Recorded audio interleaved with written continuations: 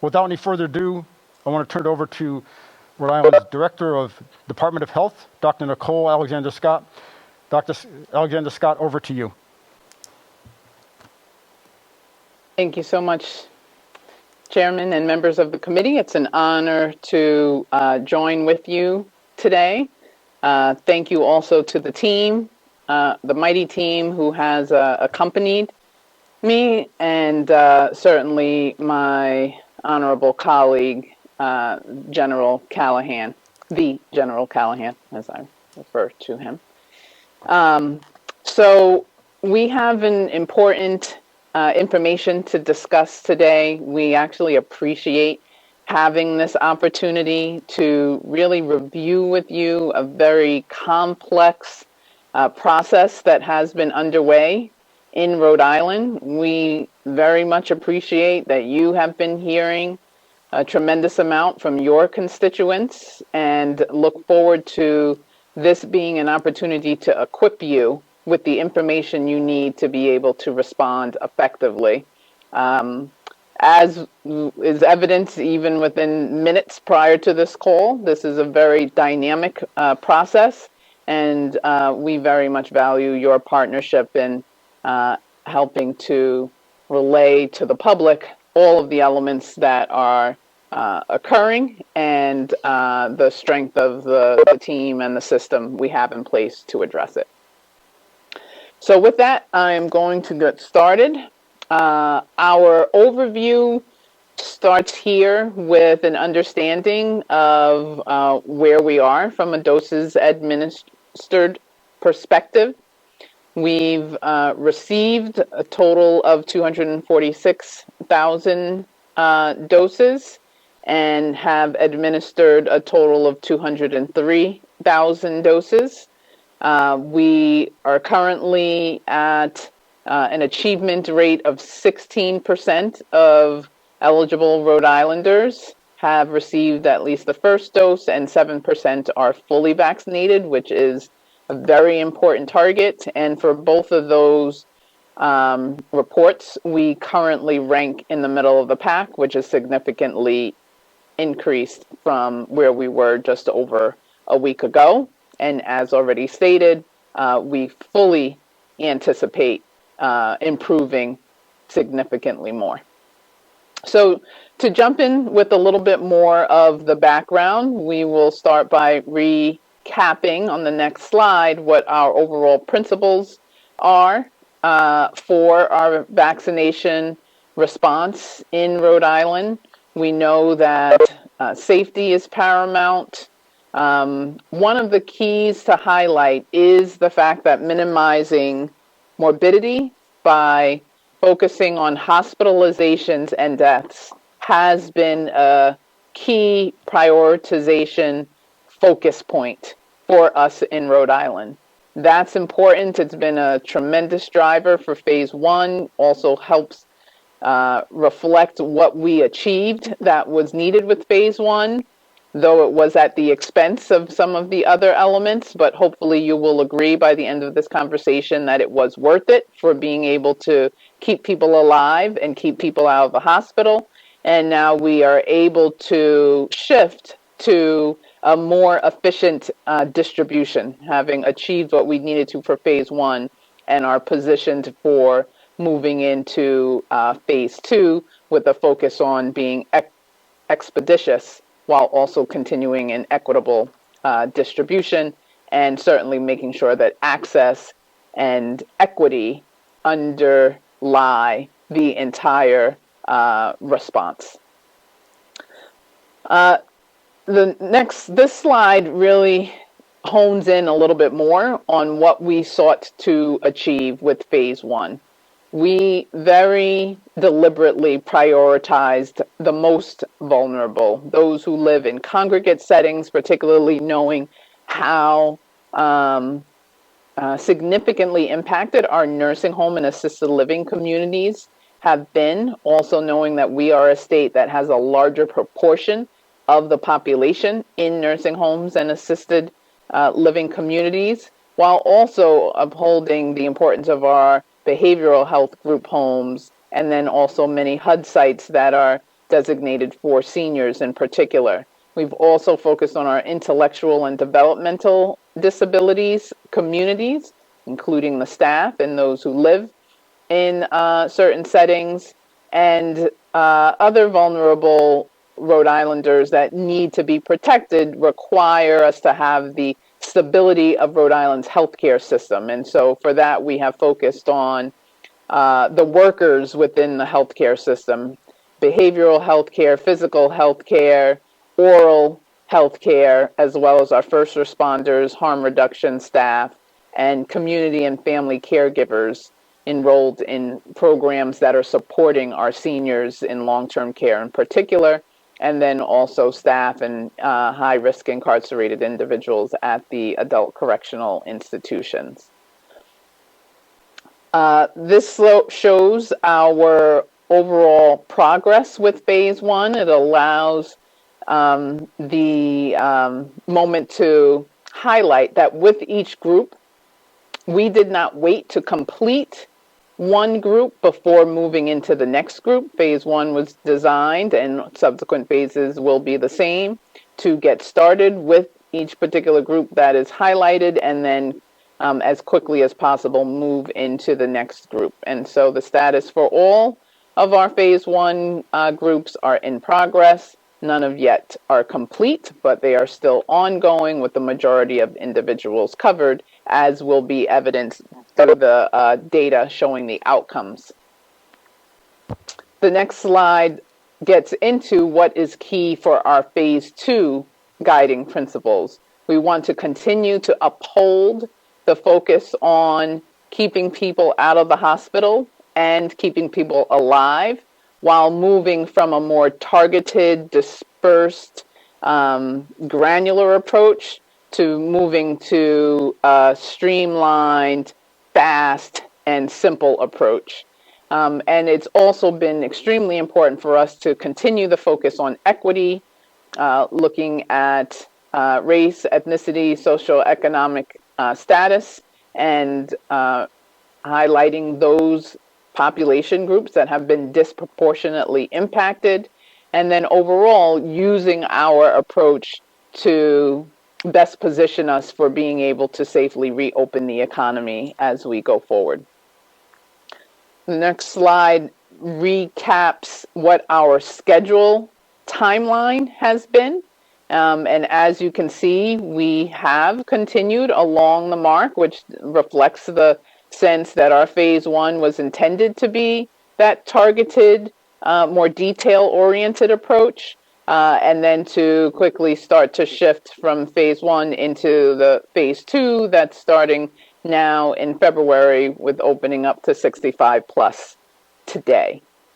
As you can see, we intend to, with appropriate vaccine supply and adequate administration use approaching 100, be able to shift to the next set of population groups as quickly as possible. This slide highlights some of the underlying medical conditions that are our starting point based on the lists that the CDC has offered, and taking into account what we have seen in terms of data in Rhode Island and risk for hospitalization. We will continue to add to this list, pulling from what is on the CDC list. This doesn't take away from the CDC list. It's just aimed to prioritize that list, the order of who we will start with focusing on based on the data that we have, which I can share if there are any questions, but these individuals had higher rates of hospitalization. And then as we add to the list, we will continue incorporating the medical conditions that CDC highlights, but we'll also continue exploring the behavioral health conditions that we know are also important and put people at risk of subsequent hospitalizations, even if it is measured in a different way. So we will continue to evolve this as we go, but it's important to make known what our thinking is with the approach.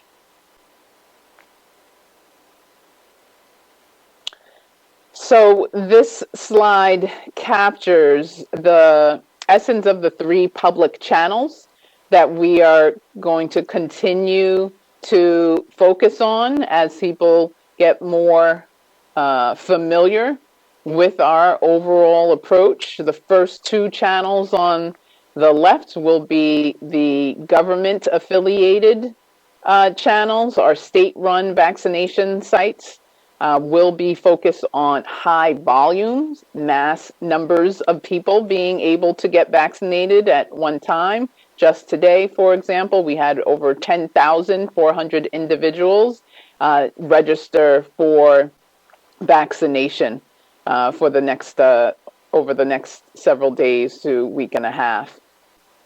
You have information that's available here on how to sign up at vaccinateri.org. And if those who are not eligible want to, they're able to identify themselves by getting added to our vaccine interest notification list. And we've had over 13,000 individuals let us know about their interest there. The middle column will evolve over time. For our regional or community-run clinics, we have cities and towns in particular who have really focused on vaccinating our 75-year-olds and older. They have done a phenomenal job really engaging with a population that might not be as savvy with online access or may not want to travel as far. Our cities and towns have stepped up to the challenge in every way possible, registering for individuals 75 and older, reaching out to them, making sure they have access to getting vaccinated. And we want to continue to support our cities and towns in being able to do that at a local level. So that's still part of the phase one where we were more targeted and dispersed.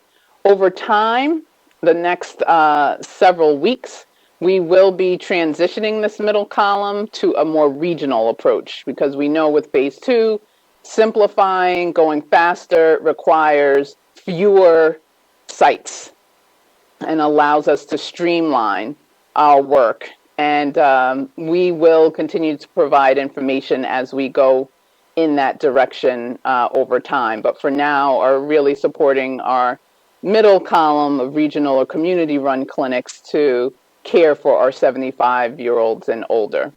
And then lastly, our retail pharmacies, currently CVS and Walgreens, we hope to expand further in the future, will allow for being able to access vaccine in your local community in ways that people are familiar when they are engaging with their own pharmacies, and supplement our government supported approach with a local approach as well for someone to be able to access vaccine.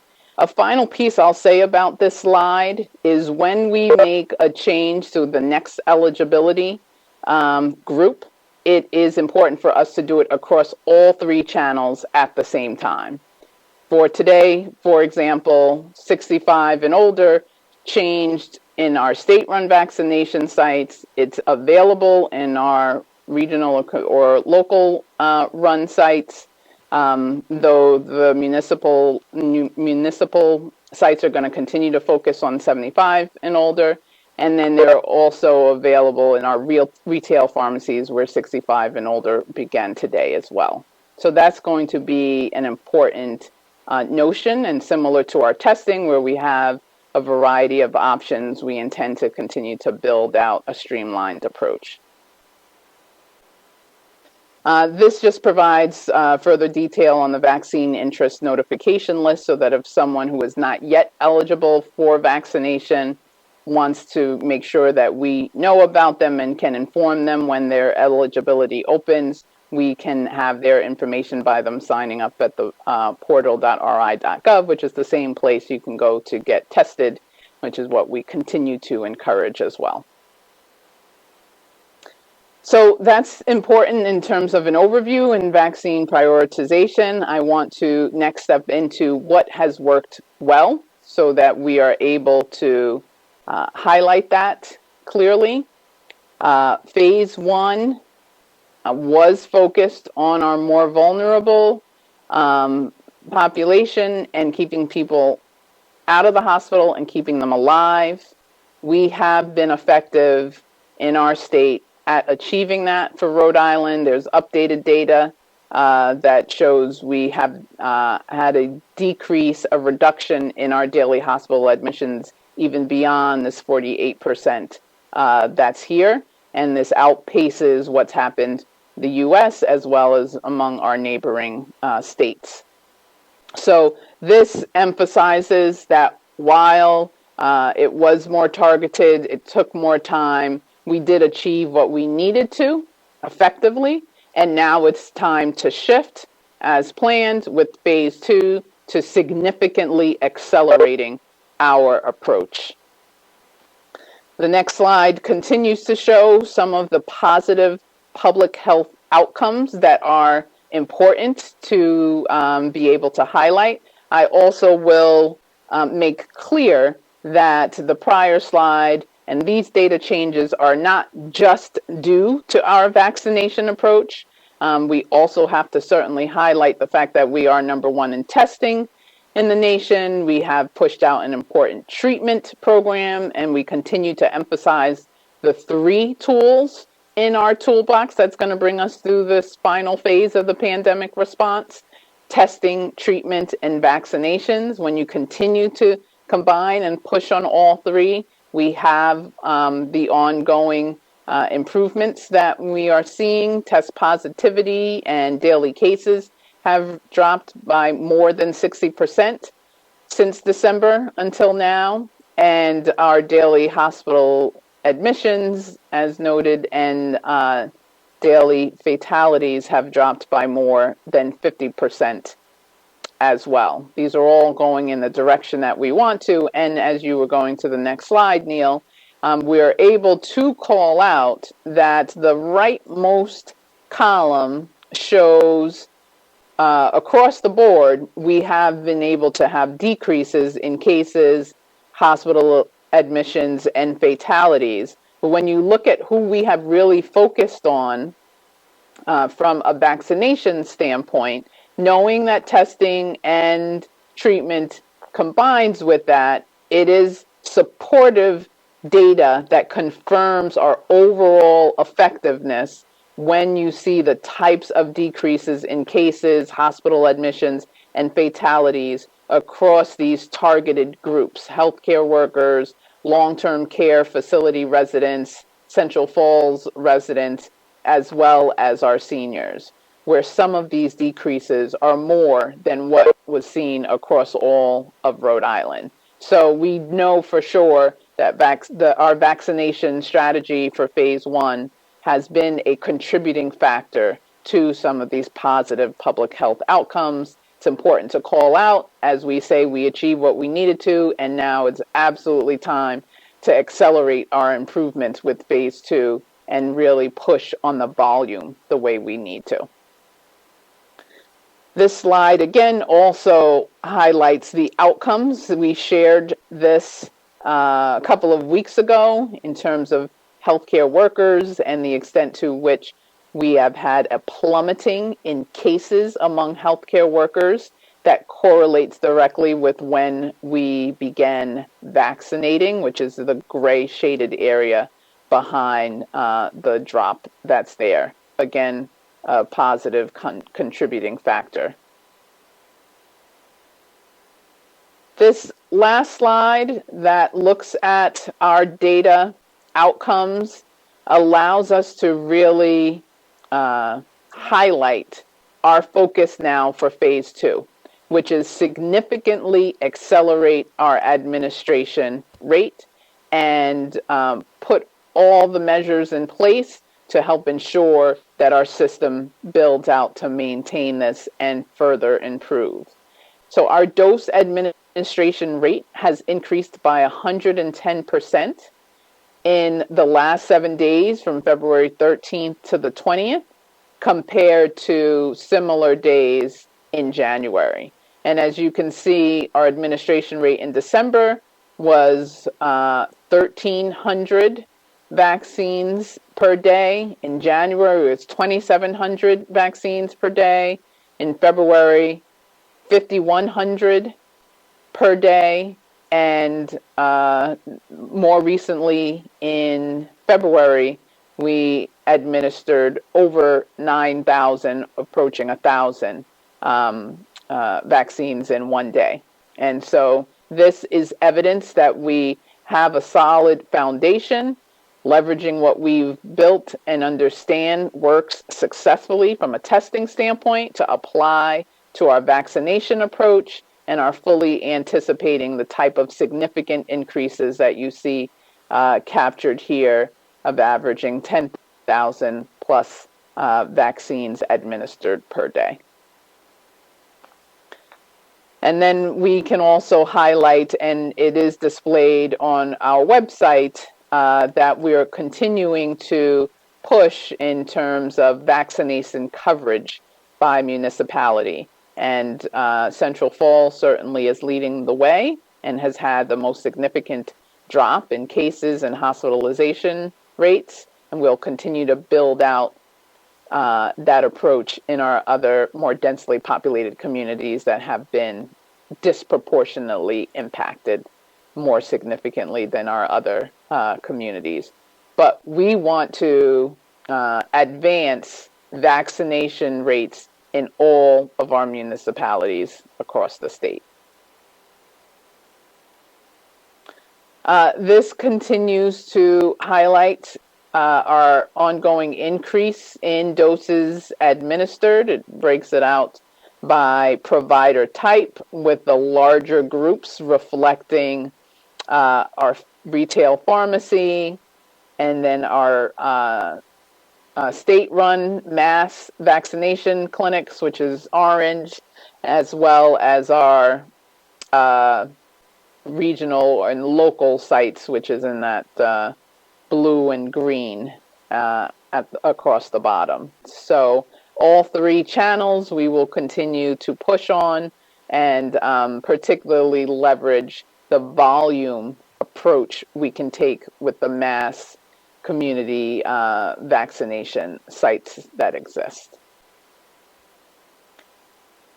This slide gives a high-level view of the demographics that are important for us to monitor, particularly with our focus on equity and our most vulnerable populations. It shows that we still definitely have work to do.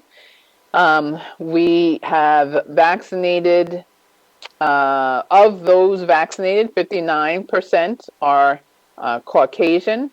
A large proportion of those vaccinated have not yet reported their race or ethnicity, and we see that for African Americans and Latinos, our vaccination rate continues to be suboptimal for the proportion of the population that community makes up, and even more suboptimal when you look at the fact that Latinos first and then African Americans make up a disproportionate number of our cases.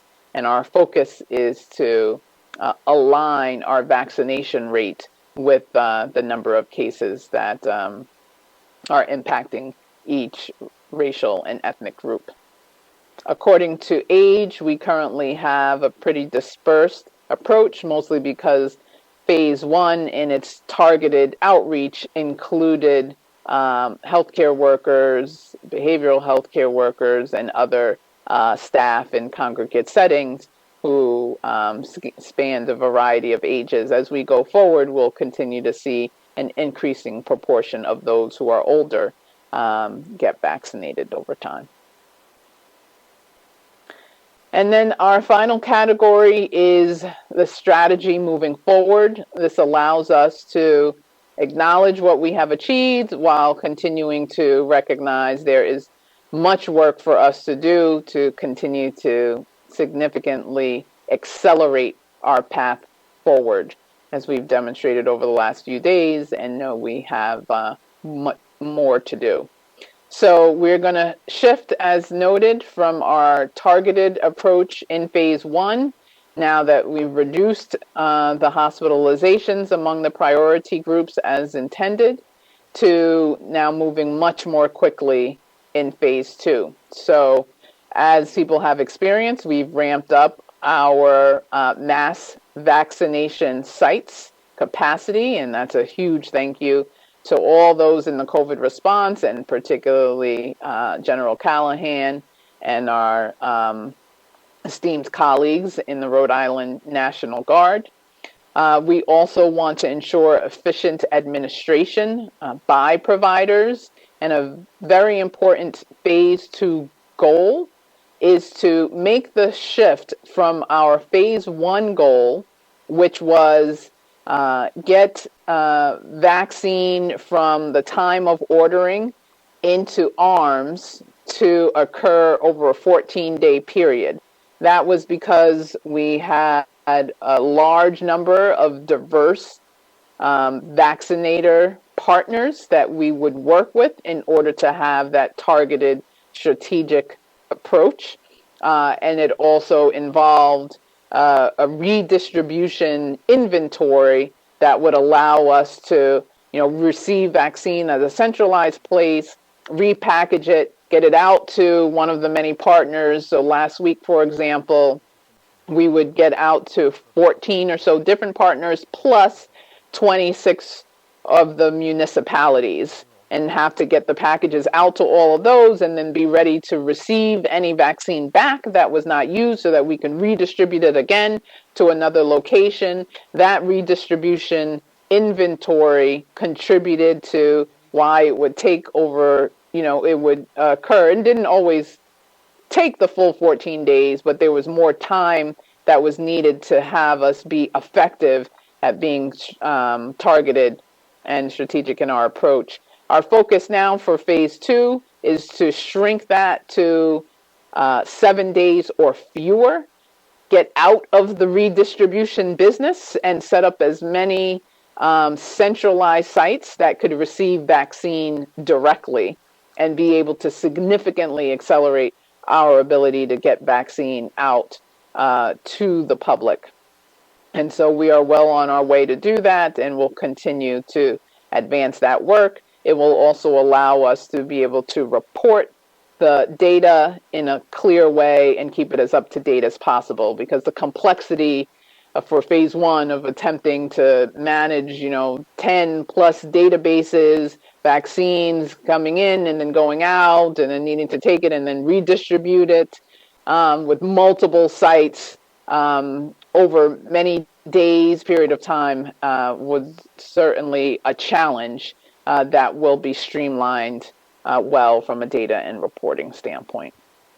And then lastly, we will continue to push on advancing our supply. Even just prior to this hearing, it was made known, we found out this afternoon, along with many other states in the country, and certainly in the New England area, that 16,000 plus of our vaccine supply for Moderna that was anticipated to arrive today has been delayed for some reasons from the shipping standpoint at the federal level, that we are now needing to navigate. We have the capacity, we have our mass vaccination sites, and need to continue to grapple with these challenges in terms of supply, unfortunately. But thankful for a skillful and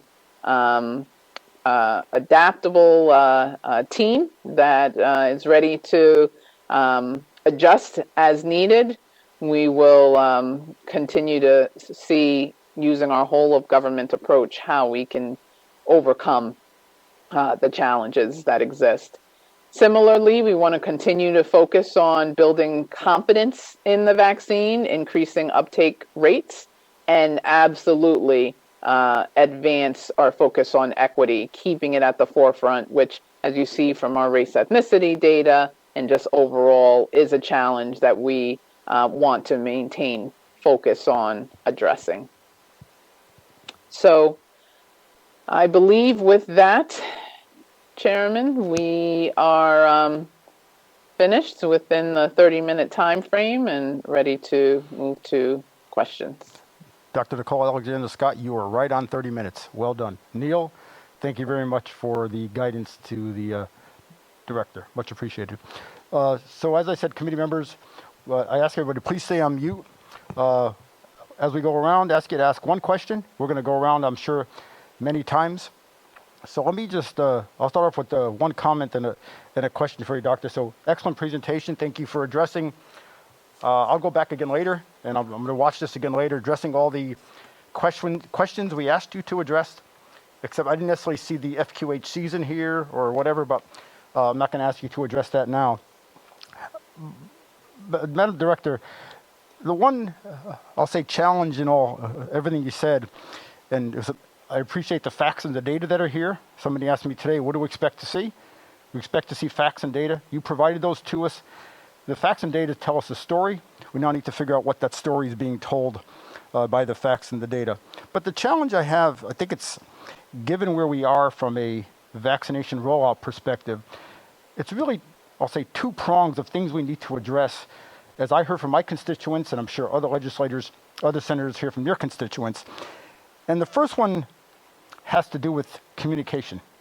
Communication to all constituent groups, individuals, primary care physicians, et cetera, all constituent groups. I'll come back to that later. And the other area I really want to focus on for this is which I believe you've done, or beginning now, I think through the work of Major General Callahan, is increasing the velocity by which the vaccines are being distributed. So the challenge I have in seeking to understand, and I've heard you speak about this last week, and I still struggle with, all due respect, the response, about 14 days to distribute a vaccine in Rhode Island to somewhere. And I know I heard you say today you want to reduce that in half. That's good. I'm not certain that's, I'll say, acceptable from the perspective of one would think and appreciate one dose. I'll be facetious. One dose shows up. We know where it's going to go. We're going to get it there. It's going to be there in an hour. Help me understand. I have appreciation for maybe why that's the challenge, but can you help the committee with regards to why 14 days and why not? I'll be more relaxed. One day. It comes in. By the end of that day, it's where it needs to go. What are the logistical challenges that you need help with to reduce those 7 days down to one or a half a day? Excellent question. It allows me to clarify that 14 days starts with when the feds allocate the supply to us. It then follows with us at the state level getting to order the vaccine. Then follows with the feds shipping it, followed by us receiving it here in Rhode Island. That first part takes about 5 to 7 days as a starting point from beginning to end, sometimes a little bit shorter. And so that's a key element to 7 or 14. Then once it is received in Rhode Island, what was occurring is a portion of the vaccines being sent to a centralized location so that we could package it the way it was needed to ship it out to our partners, recognizing that we have multiple partners during phase 1, and oftentimes partners who could not receive large, packages of the vaccine, because you needed to be able to store it. With some of the vaccines, you needed to be able to store it in very complex ways that I'll allow one of my counterparts who have joined with me to explain in more detail, if you'd like, in terms of logistics. You could not imagine the complexity of the logistics that are in place. So they would have to break it down and be able to ship it out to the different entities. And that's part of that distribution and redistribution. And then it also, once received at those end vaccination sites, they would then have to schedule for the appointments to occur and then be able to administer. So when you look at initial allocation from our federal partners all the way to actual administration in arms, we wanted to be realistic and plan for the 14 days. As my colleague said today, oftentimes it was shorter than the 14 days. So that was not the average, but the majority, if you followed the life of a vaccine from the beginning to the end, by the time you got to 14 days, you're pretty close to 100%, over 90% of vaccines had been administered. It was just recognizing that that was too long when it was compared to some of the other states that did not have the same type of targeted strategic approach in place. And so by cutting it in half now, if I may, just a quick follow-up so we can go to the rest in a second. I appreciate what you're saying there, but we had 40 to 60 to 80,000. I'm not certain what the actual number was, but it was some number greater than 1 and a number less than 80,000. So let's assume it was 60 or 50,000 that were sitting somewhere, either in Rhode Island, in transit, but I think if we had 50,000 in transit, we're only getting 19 or 20,000 per week, I think. So let's come back to that after, but I want to let my other colleagues be able to ask their questions, but I want to come back to that question later. So, Senator Archambault, you have your hand up? Or do you want me to ask a question for you? No, I'm here, Senator. Okay, go ahead. Can you see me? All right. Thank you, Dr. Scott. Thank you. I'm going to read you an email. We've been inundated with emails, and I'm going to read you an email that I got today from that I received today from a constituent. And this is the type of frustration that we as senators, and I'm sure the reps, are feeling with the inability to adequately respond to this. The fact that I know you're doing what you can, and the presentation notwithstanding. It's a short email, but I think it illustrates the frustration that's out there. Dear Mr. Archambault, I'm a 67-year-old woman who babysits a toddler for my daughter. I've been waiting for this vaccine as I feel I have been trapped in my home, yet I want to protect my grandson. When they announced that the vaccine was available today for my age group, I was momentarily thrilled.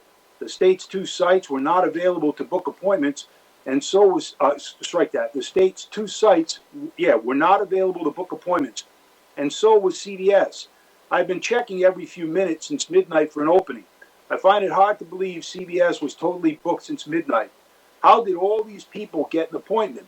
And the state sites were totally unavailable to me. They announced on the news that 87,000 shots were unaccounted for and that we should call, and she lists an 800 number, to get information. I've done that, and the number is always, always busy. Rhode Island is the worst state in the union for our distribution of vaccines. This BS of people in Johnston having to go to Johnston for shots, and North Providence to North Providence for shots, and certain zip codes getting their shots is very discriminatory. Please help with this situation. WJAR continually states how easy it is to get the vaccine, but they are so full of it. And that's her email. And so how do I, as a senator, respond? Part of what we do, and you know this, Doctor, is we respond daily. And the new senators are seeing this. It's a daily process of responding to constituents through emails and trying to connect them with the right state agencies, assuage their anxiety. And in this particular instance, it's letting this woman know that there is going to be an equitable distribution and a system in place, and to respond and to be taken sincerely. And so how do I do that? I'm giving you sort of an open-ended question with this email as the catalyst. Thanks. No, it's appreciated. That's why we value having these hearings, so that we can equip you with the information on responding. The 2 elements that I heard in that message included being able to get an appointment despite checking since midnight last night. This was one of the points about communication that we're going to continue to improve on. When we made the announcement last week about going to 75 plus with our state mass vaccination sites, we approached it similar to this week, but recognize today that it is helpful going forward to make clear to people so that they're not up from midnight the night before, that the availability will begin, after 9 a.m. in the morning. And that was similar to how we did it last week. We'll make sure going forward that we continue to make that message clear so that people aren't starting exactly at midnight. My sense is that was the majority of what was causing her frustration, because I heard her say, how could at midnight it have been full already? I have heard word of a number of individuals who have been able to get vaccinated. As I mentioned, we've had over 10,000 people today go in for the appointment. We put a certain number in the morning, and then did put some more vaccines in the afternoon, because we know different individuals have different times of the day because of their work schedule or other obligations when they're able to check. Our hope is that with time of actually having the vaccine in hand, we'll be able to continue to accelerate that availability for the public. The second message that I heard seemed to more so reflect, how do we make sure this is as easily accessible regardless of where in the state you are registering from. And certainly with our state-run vaccination sites, and our goal is, as our municipal sites finish their focus on 75 plus and start to move towards streamlining to regional pods over the next several weeks, they will all be on one vaccine registration site, which is vaccinateRI.org. That will be the approach that allows, regardless of where you live, if you go to a regional or the state-run site, you will be able to have access to any site in the state, and it will not be only people from this particular town to be able to get vaccinated. That's where we're moving towards. We're letting municipalities do what they are doing very well right now for the 75 plus, but as that's completed and we get the majority of those individuals covered, and we move to the mass approach and the much larger volumes of individuals, whether regional or state run, it'll be the one vaccinateRI.org site, and you'll be able to go anywhere you want to in the state. Thank you, Doctor. Other questions for Dr. Alexander Scott? Yeah, Senator Chairman DePalma, this is Dennis Algiere. Senator Algiere. And Senator Dela Cruz I have next. a question. And Dr. Scott, thank you very much for your presentation, and I just want to put a good plug into Neil. Neil has made himself available on numerous occasions for my issues and constituents, and we appreciate that. I just want to go back to a point you made about cities and towns working with the Department of Health in rolling out the vaccine program. While the communities I represent are willing to do that, they're concerned about the additional costs associated with that. Now they're getting volunteers, but they're concerned that at some point in time they're going to have to compensate some of the people that are administering the vaccines. Secondly, I live on a community that's near Connecticut, or actually borders Connecticut, and that's the trouble I'm having right now with my constituents. They're seeing Connecticut's program and rollout of the vaccines going very, very well, and they're very, very frustrated. And I just want to mention or just add to the point that the chairman made about communication. I think the Department of Health has to do a better job in communicating, not only through the Department of Health, but through cities and towns. Many of my constituents are very frustrated, and they're very confused. To be honest with you, they're very scared. So I think the Department of Health can do a better job in communicating different things. I know this is very difficult, and some things change literally overnight. But whatever you can do in that area, Director, that would be very much appreciated. And one other point I'd like to bring out is the centralization of the administration of the program. When a constituent contacts the Department of Health, are they speaking with someone from DOH, or are they speaking to a third-party vendor? When they are calling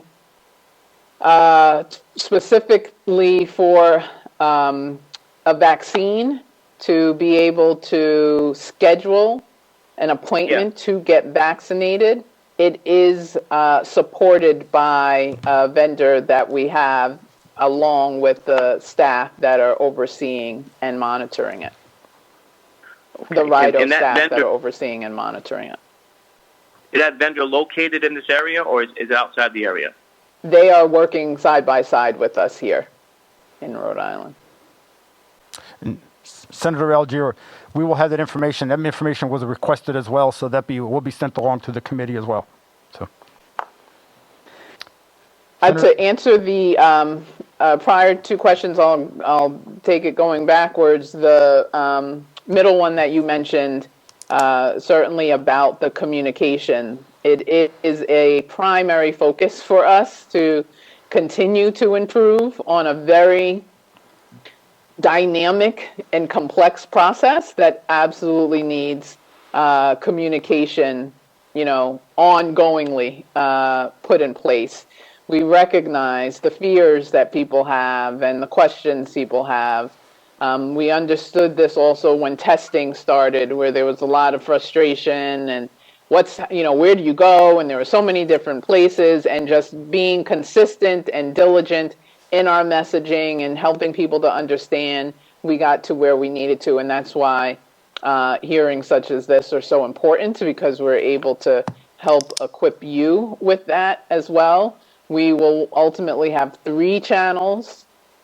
It's a retail pharmacy, and being able to go directly to those pharmacies. That's possible through our website, or you can go directly there or call the pharmacies the way people usually do. That's something that's happening in all of our states, even when there's one website. My counterparts in Mass and Connecticut, there's that one website, but then you go to the individual retail pharmacy website. So the pharmacies will continue, which many people are familiar with, and then we'll have our government-run sites over the long term that will be on that one website as well, vaccinateRI.org, which will allow for those high-volume sites at Socanoxet and the Dunkin' Donuts Center, and we're looking to build out more, and then some regional sites that are a little bit more local. We're ensuring that all of those sites together are geographically dispersed adequately throughout the state, while being overlaid with the pharmacies also geographically displayed. So those 3 channels for the public approach, and hopefully with time, people will know vaccinateRI.org or your pharmacy as the ways to go. Dr. Scott, thank you. Senator Dela Cruz? Thank you, Chairman. I'd like to know, Dr. Scott, and thank you for your presentation. I'd like to know, are you satisfied with the vaccine rollout here in Rhode Island, with all of the talk of the Harvard grades that were talked about last week? What grade would you give Rhode Island government in its vaccine distribution?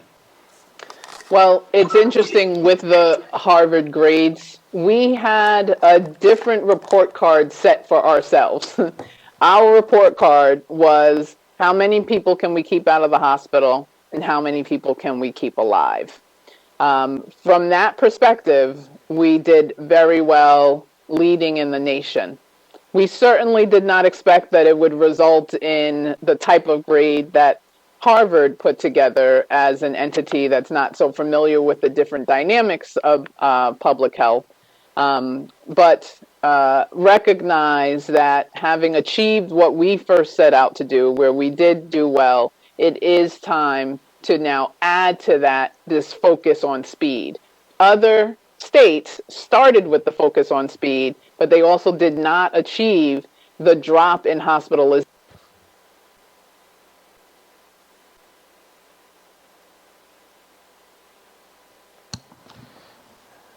Dr. Scott, you're on mute.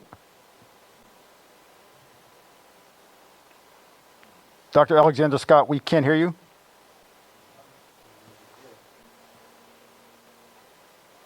The better off. Could you still hear me? My phone was ringing at the same time, but you're looking like folks couldn't hear me. No, we can't. We're glad you didn't answer it. Thank you.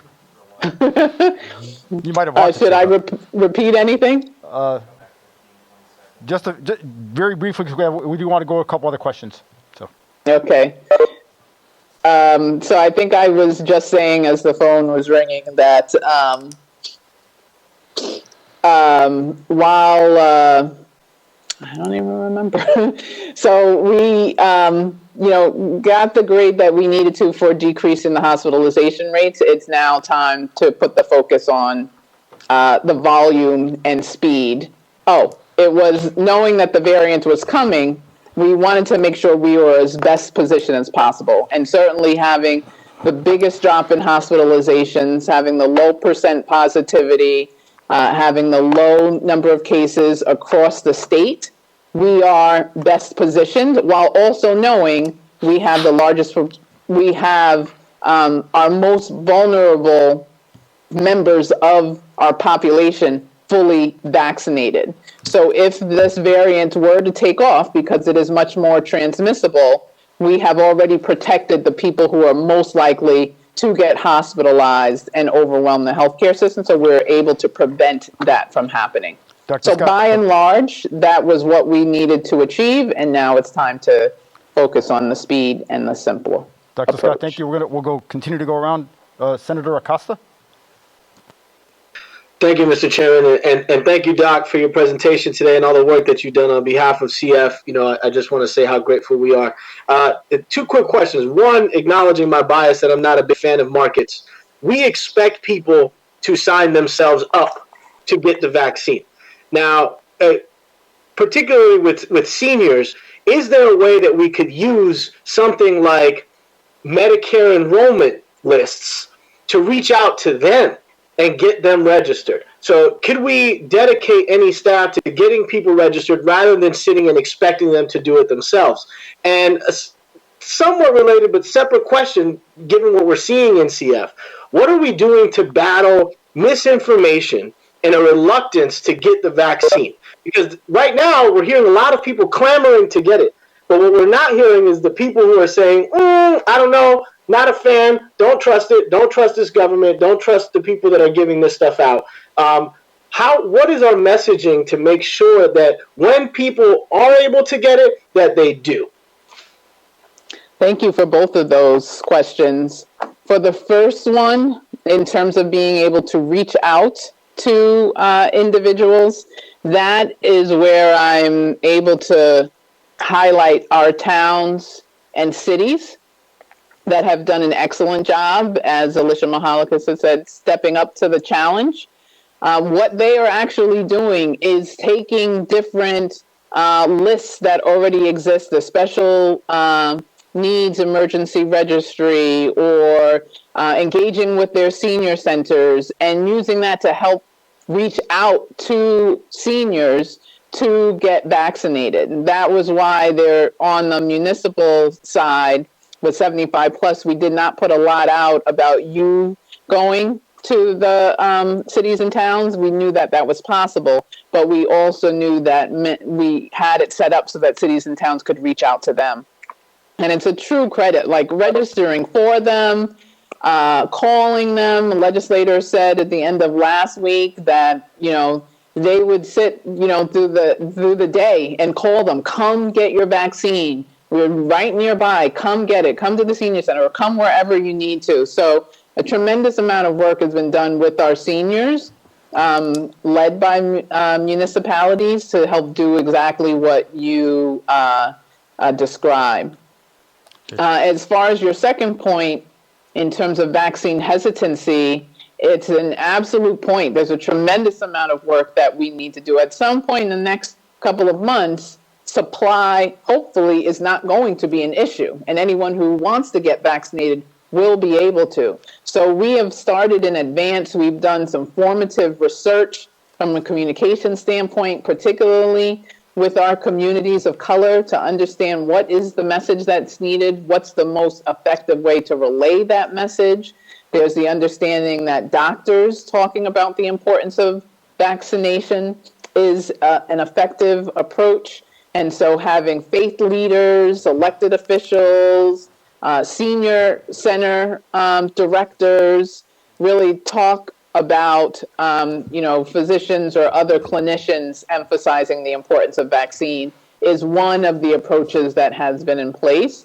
engagements with you and other stakeholders and partners are important for us to help understand, as you're hearing firsthand from constituents, what else do we need to do to help address the vaccine hesitancy, particularly in our communities of color or communities more disproportionately impacted. We want to continue to roll out our high density community strategy that's strategic, what you know we did in Central Falls so effectively, going door to door, really engaging in, and incorporating people who are reflections of themselves in that messaging are some of the approaches we have for attempting to overcome the vaccine hesitancy piece.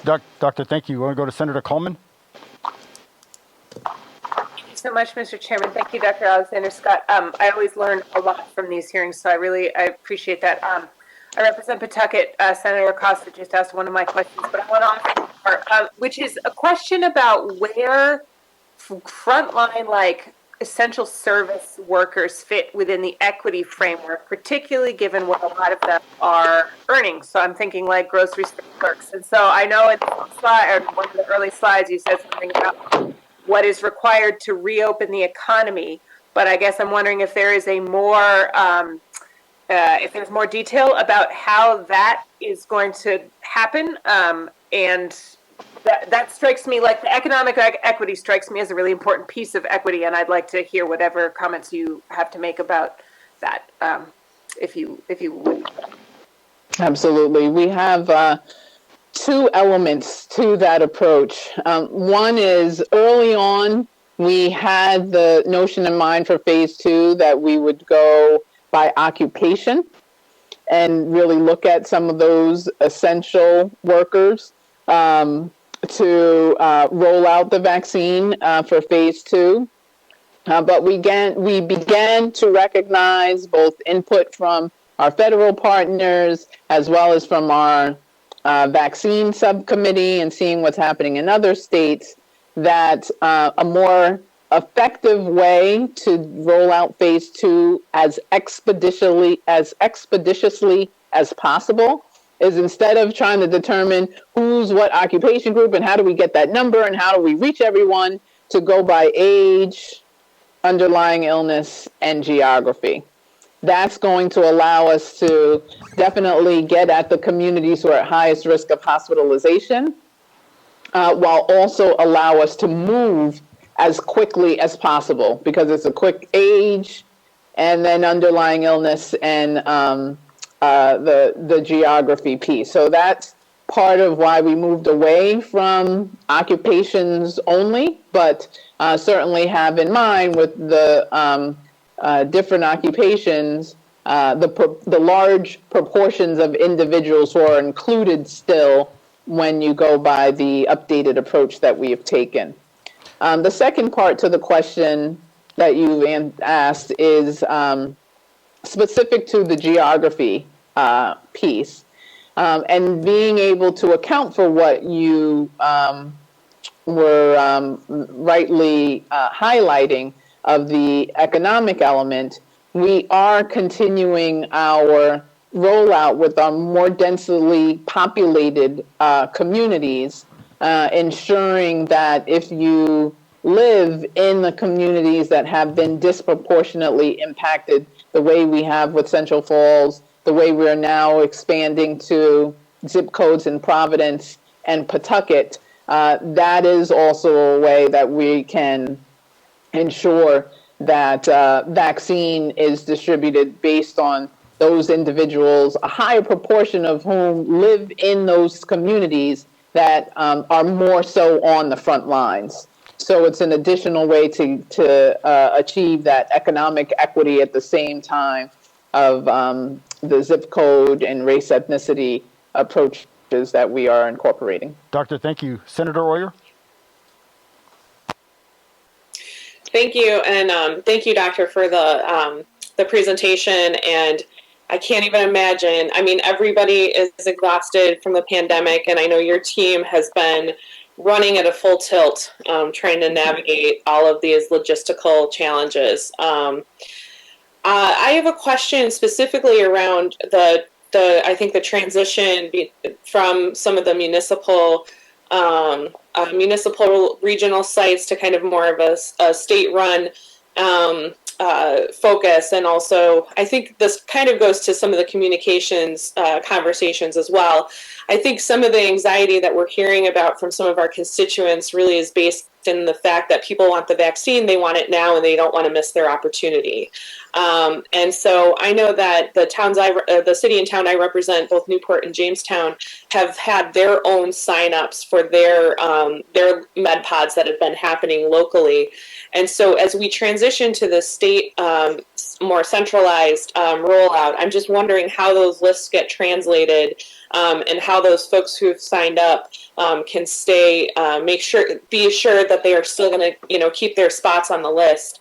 And I think also, I saw the new site that you've rolled out, which is a different site than the kind of centralized Department of Health website. There's now the new vaccination site representing Aquidneck Island and Jamestown. Folks don't want to come off the island, so there's concern that if they go to the state site that they can't get vaccinated in Newport and Jamestown. So I'm hoping you could speak a little bit to how that coordination is going to happen and just kind of give us some assurances that those details are being thought through from both the logistics and communication perspective. Yes, so we are working closely now, thanks to General Callahan and our entire team, to help ensure that cities and towns who really want to complete that 75 plus list that they have, that they either have a little bit of the additional vaccine that they need, or that they are coordinating with the state-run sites to be able to have direct availability to slots within the state-run sites to get vaccinated. So there's a recognition that we do want to continue to support the process for getting through the 75 plus that either have an appointment or they're still waiting to make sure that they get vaccinated as soon as possible. So that's in place there. And then in terms of your mention of Jamestown and that area, as we move towards both the state-run site and the regional sites, so that there will be, up to 5 or so regional sites and then as many state-run sites as we need to, we are being very deliberate about ensuring that we have no gaps geographically across the state. So as we're looking at additional state-run sites, we're looking to see where else there are spots that we need to shore up. And similarly, the regional sites that we are exploring, we're making sure that there's a geographic balance across the state so that people in true Rhode Island style do not have to go too far to be able to access the vaccine they need. Thank you, Dr. Scott. For the committee members and Dr. Scott, I know we're a little bit over. We're going to seek to wrap this segment of the hearing over by 7 or thereabouts, so we can have Major General Callahan. But I know there's some other senators with some additional questions. Doctor, if I can go back to the conversation about, I want to go talk about communication and scheduling together. And so I called my primary care physician. I sent him an email. He called me yesterday. We talked. I did go to the website, like you indicated, vaccinateri.org. I think that's what it is. I put my information in, and so that when I can receive a text when my time comes. I think I'm out in the April and May timeframe. I'm not lying about my age. I'm just, based on the schedule, I'm out in the April and May timeframe. And if we get more vaccine, maybe I move earlier, but I'm a few months from now. But the challenge with regards to, and as Senator Algiere indicated, also represent a good portion of Newport County, as well as Senator 70 on the line here as well. And looking at some of the numbers by population, I think Newport County has, all of Newport County, percentage of population has the most people greater than 75 and the most greater than 65 or thereabouts. Not numbers, but percentage-wise. But from a communications perspective, when I asked my primary care physician what information he's received about vaccinations to communicate to his patients, that's exactly the answer. There was none. He received communication from the Department of Health about ensuring his workers, as was mentioned earlier about Senator Coleman and others, about the workers receiving the vaccination, which they should, and they need to because of the people they're seeing. But I think from a communications perspective, many folks with a medical question are going to call their primary care physician. And that's who we expect what people to do with regards to ensuring they get the right kind of treatment, best health services, is through their primary care physician. So a suggestion would be to ensure that the primary care physicians have the information they need so that should a patient call, they can say exactly what they need to know as part of that. What leads me back to even the piece with regards to I still can't, I'm trying to put the algebraic equation together of why we had upwards of 60 to 80,000 doses. And I realize some of that could be reporting, but we had tens of thousands of doses that weren't administered. And I realized we were looking at the targeted populations. And I appreciate and understand, based on what you showed from the data, that our targeted population approach drove the return on the investment, the results we wanted with regards to reduced infections, reduced hospitalizations, reduced deaths. It was a contributing factor. It wasn't the only factor. I believe there are other factors in there as well, as you indicated, the pause and other things that are factoring that. But what comes to mind with regards to this, and even as it relates to communication, is that, just going to be respectfully direct, we somewhat missed the ball as it relates to schedule, what we needed to do 4, 5, 6, 8 months ago, knowing a vaccine was going to come at some point. From a scheduling perspective, okay, how do we ramp up when it does come? We don't know how much we're going to get. So you have the different scenarios, and it'll be a question for Major General Callahan when we get to his piece. But any reason why that wasn't put ahead of time? Because even with those tens of thousands of doses not administered, we potentially could have saved a life. We could have saved a hospitalization. We could have saved somebody from being infected to the degree that they had. So what scheduling or planning did we not do back months ago that we had those doses just sitting there? Because even from a velocity perspective, increasing the velocity would have gotten more people vaccinated. I still can't, I hear what you're saying, I understand what you're saying, but I can't make the connection to it. Thank you, Chairman. I'll start with the last one. The way I'll start with it is reiterate, there was never a scenario where we had vaccine over the course of its time frame not administered. If you started with a particular vaccine from the time it was allocated to us and we ordered it and it started the process of arriving and then getting distributed, by the time you got to the 10-day, 12-day mark, that vaccine was administered almost 100% of the time. So it needs to, be clear that the vaccines did get administered each time. The issue was because we were giving it to so many different partners during phase 1 on purpose so that we can get it out to the specific individuals that we knew would cause the decrease in the hospitalizations that we saw. The vaccines had to go through this time frame that was perceived as like inventory or sitting somewhere, but they're actually being packaged, being broken down, repackaged again, pushed out to another site. Sometimes that site might have to give it to a different site, or we had to pull it back into that pool and then give it someplace else if it wasn't administered. And so that distribution and redistribution pool of inventory is where you would have, tens of thousands circling. But they weren't just sitting somewhere. They were actually going through the process of getting to the next individualized partner. Doctor, if I could, I do want to move over to, I think, Senator Dela Cruz and I think Senator Rochambeau, but we had tens of thousands of doses somewhere. They were not in someone's arm, if I believe what the data says. So I realized it needed to go from point A to point B to point C. But part of that is then the planning wasn't there for where it needed to go because we realized it last minute.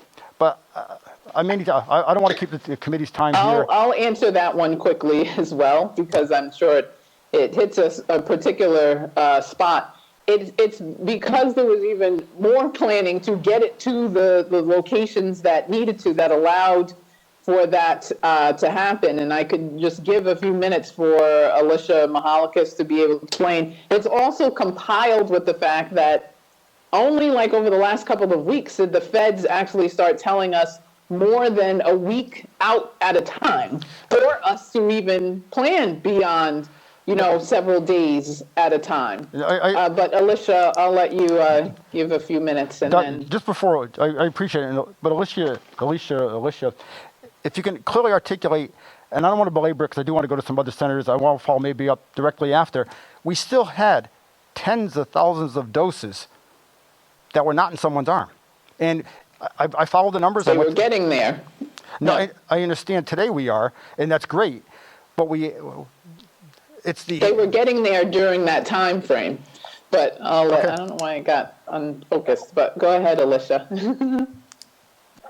Thank you, Dr. Alexander Scott. So I think there are a couple of factors at play here. As Dr. Alexander Scott described, it's a very lengthy process to move vaccine from the time it's allocated to us to the time we actually receive it in the state, and then to get it out to providers. The other challenges were that we were required by the federal government to allocate a certain percentage of our weekly allocation to the long-term care partnership with CVS and Walgreens so that we could vaccinate our nursing home residents and later those who are in assisted living, HUD 202 sites, and adult behavioral health group homes. And so there was some vaccine that was allocated based on an algorithm that CDC had created that was available to CVS and Walgreens to draw down as they made their appointments, especially at the beginning with nursing homes. And we had a lower uptake rate than we anticipated with our nursing homes, especially on the healthcare worker side as opposed to the resident side. And so there's been a lot of adjustment that has occurred over time in order to reallocate that vaccine so that we could utilize it earlier than anticipated. So, Alicia, the other factor, if I may just interrupt you real quickly, I don't want to belabor because I do some other senators, but if I looked at, I spent a lot of time reading over the weekend, the New York Times work that they had done, the Washington Post was an article out there, NPR had a piece. If I look at other states, whether it was Alaska, West Virginia, then they took a different approach than we did, because if they're up in the much higher percentages of having the doses administered, they followed a different approach than we did. I'm not going to say it was good or bad. I'll assume we have the right one here, but they got more doses in people's arms based on the Harvard report and based on the New York Times report, et cetera. So I understand and hear what you're saying, but it just doesn't compute with regards to tens of thousands of doses not administered. For phase one, we had better hospitalization decrease outcomes than those states. And for phase two, we will absolutely be accelerating and going at the rate that they have going, and even beyond that. Thank you. Go ahead, Alicia, you wanted to just finish? Sure. I think the other thing is that in order to ensure that our constituents had the appropriate confidence in their ability to receive the vaccine, it was oftentimes that our partners would await their actual receipt of the vaccine and then schedule appointments. So we did not ask any of our partners to administer all of the vaccine that they received on day one. We asked them to create a weekly forecast so that when they received their vaccine on, let's say, a Wednesday, it was what they were going to vaccinate between Thursday and the following Wednesday, so that they had a cadence that was appropriate. You have to remember also, for healthcare workers, we could not vaccinate everybody on the same day or in any employer group, because we had to allocate for the fact that there were people who were going to have an immune response. And so if we said, let's vaccinate everybody in the emergency department or everybody in the ICU all at the same time, we had the potential to bring folks down. You know, we had people who had very strong immune responses, especially to the second doses, where they were unable to work. And so we asked them to space their cadence over the course of a week, knowing that we wouldn't get more vaccine until the following week, so that we could appropriately ensure the safety of the residents and the patients of those healthcare facilities as we were administering vaccine over time. I understand, appreciate that. I followed that. I understand and appreciate that. Based on the workforce, everybody can't be at the same time because of potential reaction to the vaccines. But Dr. Alicia, I will follow back with you.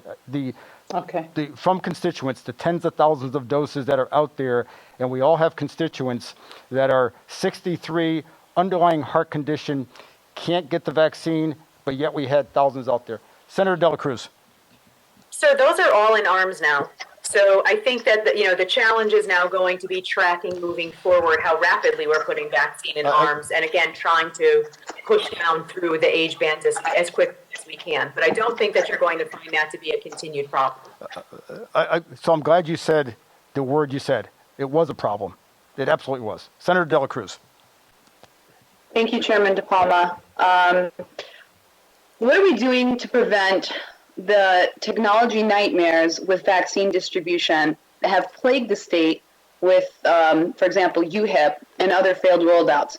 How can you assure the people of Rhode Island that when people sign up for their vaccine, that they will be available, or even better, that they will be able to get through to the site and sign up for their vaccine vis-a-vis the internet, phone, or physically appearing to sign up? Are we wasting any vaccines? No, I can start with saying that we actually have one of the lowest vaccination discard rates that exists. It's 0.2%.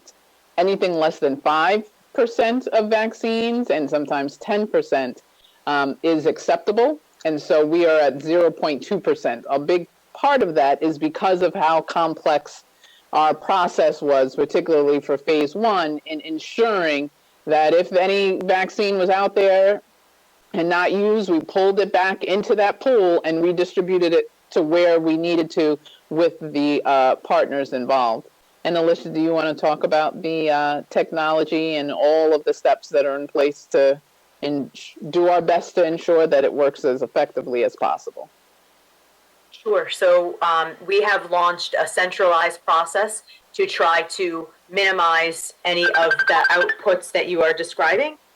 We are currently, it's a HIPAA compliant system. We are supporting that with our call line so that folks who don't have access to technology or who are having any problems whatsoever can call and schedule an appointment so that they have equal access. We are also, as you know, as Dr. Alexander described earlier, we've been working with the municipalities to try to have more of a concierge approach so that people have, again, better access to more localized resources in order to support that. It is technology. We have a very dedicated IT team that tests every change that we make to the system before we deploy it to ensure that there are not going to be any user or end user problems on the other side once a new feature is deployed. And we are continuously gathering data to try to improve both the user and end user experience to ensure that it has all of the capacity that it needs, that it's capturing all of the information appropriately, and that the data that's entered gets reported appropriately to our immunization registry and further on to the CEC. Thank you, Alicia. I'd like to wrap up this piece and move over to Major General Callahan. Dr. Nicole Alexander Scott, thank you very much. Thank you for everything we do. We know you're working 24/7 in this. One day you worked 25 hours last June, when we set the clocks back in October. So we know how hard your team is working. Let me comment as well with regards to comments Minority Leader Senator Algiere mentioned. Neil is indispensable. Wherever Neil goes, we're all going with him. He is on speed dial for all of us. He gets back to us in seconds, even on weekends. I've texted him and said, can you talk? Otherwise, we do tomorrow. The phone's ringing in seconds. You can't have a better legislative point of contact than Neil. You cannot. I think that I can say that for the committee. I would say that probably for the Senate, but I won't do that. But based on my colleagues who reach out to Neil, by far, top shelf and all that. If I could just leave Thank you. We agree fully. You're welcome. You're welcome. Maybe let him take the night off after maybe 9 o'clock tonight, maybe. But if I can, I think what you've heard, let me try and summarize. I don't want to speak for any of my colleagues, but I'm going to try and just summarize, I think, what you've heard tonight's hearing. It's an issue of communication, number one, multiple constituent parts. I'll say the website is a part of that as well. I understand, appreciate Massachusetts had problems. I find it unbelievable that we have 50 states, maybe some counties, all doing their own. It's just amazing that we're all doing this individually. Maybe, I think that's the case. I don't know otherwise, that there's not some, let's use whatever other people have done to do that. As part of communications, even with regards to, and it's great that you put that chart up, we'll make sure all this information gets out. You do as well, I'm sure. We have one for CVS, one for Walgreens. We have the state sites, and I went there today and I saw what the numbers were this morning, and by the end of the day, I think one date had one slot open. I don't know where it was, but it had one slot open. Even from a communications perspective, as Senator Archambault indicated, we all know of folks who have constituents, when you tell somebody it's going to be whatever date, February 22nd, they're going to get on at midnight with 12:01. They categorically are. Why? Because they want that vaccine. Somehow, you say, well, they should have known later. Well, I don't know how they would have known. Even 9 o'clock, when that happened, I found out after the fact, because I got some calls from the same kind of constituents. We need to look at how do we take a step back and look at communications holistically and how it gets out to the various places. And the last piece, I think it's communications is clearly one part of area to address, or silo. The other area is clearly in the area of velocity, which I'm glad that the Rhode Island National Guard's involved, and those numbers are phenomenal. Over the last N number of days with those mass vaccination sites, absolutely phenomenal, because for the state, successfully navigating through the pandemic is paramount. It has to be, because that helps our education, it helps our economy. When everybody's vaccinated, our economy can start to turn and address all those folks that are out of work, businesses that are depending upon workers and people coming to Rhode Island is going to be critical. So let me end there. I'd ask you to continue to think about the velocity thing, think about the communications, and let me end off. I always end every conversation we've always had, whatever help is needed, please let us know. My phone's always on.